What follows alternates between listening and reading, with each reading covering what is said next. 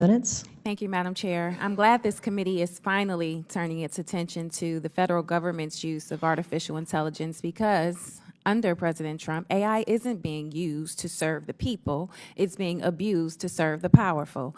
DOGE was a reckless, unregulated, and unethical failure, and I wouldn't be surprised if some of my colleagues on the other side quietly agree now that Elon Musk is out here trashing their one big ugly bill. So let's be clear about how we got here. Musk and his cronies were handed the keys to our government's data, let loose to sidestep security safeguards, strip away federal jobs, and exploit Americans' personal information unchecked and unaccountable. They used AI as a blunt force tool to slash thousands of federal jobs and gut billions in government spending with no transparency or regard for the human cost. But that's not even the most dangerous part. DOGE has launched an unprecedented power grab over Americans' personal data. Earlier this year, reports surfaced that a DOGE staffer with no credentials and no clearance reportedly accessed Americans' personal information and shared private data with third parties.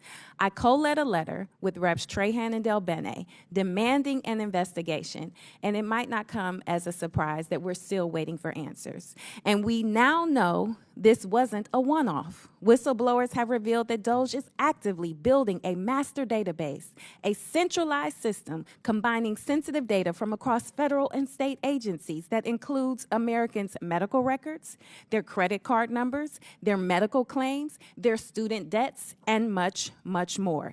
To build it, the administration has turned to Palantir, the surveillance firm funded and founded by Republican mega donor Peter Thiel. And this massive trove of personal information is being built with no oversight, no security guarantees, and no guardrails.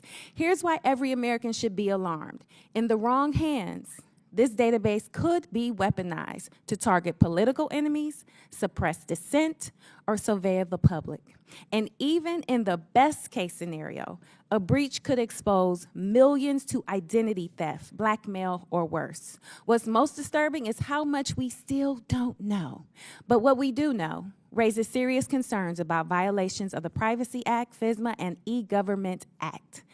This committee must keep investigating because we cannot allow AI to become a weapon of surveillance for surveillance, exploitation, and the dismantling of public institutions. So, Mr. Shire, how should Americans feel knowing that DOGE is pulling together their most sensitive personal data to train AI without clear safeguards, oversight, or consent, and what protections are in place to keep that data from being misused or exposed? Well, we do have a lot of laws in place. We have laws protecting the data. We have laws prescribing how it is used, how it is shared, and that's what's being bypassed. So it really is more a matter of enforcing the laws we have on the books than writing new laws. I don't think we have a need to do anything because of AI, because these problems with data sharing, the security risks, have been with us for decades. And we do have laws, we do have rules, and they're being bypassed. So let me ask you this. Given DOGE's reported practice of bypassing security protocols and exporting sensitive data to less secure environments, how serious is the national security risk? And are we making it easier for foreign adversary hackers to access government systems and Americans' personal information?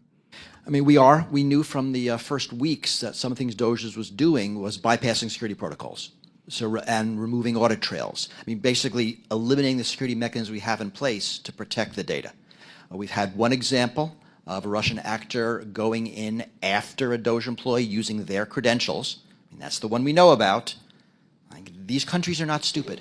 They know how to do espionage. They've been doing it for decades. And so I think, as I said in my remarks, we have to assume that all of this data has been exfiltrated by our enemies. I would be very concerned. Now, it depends on who you are. The more powerful you are, the more concerned you are, because the more leverage can be leveraged against you. Thank you. Let me be clear. Artificial intelligence and other emerging technologies can offer real benefits, but only when developed responsibly and with clear guardrails that protect the American people. So I stand ready to work with my colleagues on the other side of the aisle who are serious about securing our nation's cybersecurity, safely deploying AI within the federal government, and ensuring that Americans' data remains safe. And with that, Madam Chairwoman, I yield back. Thank you.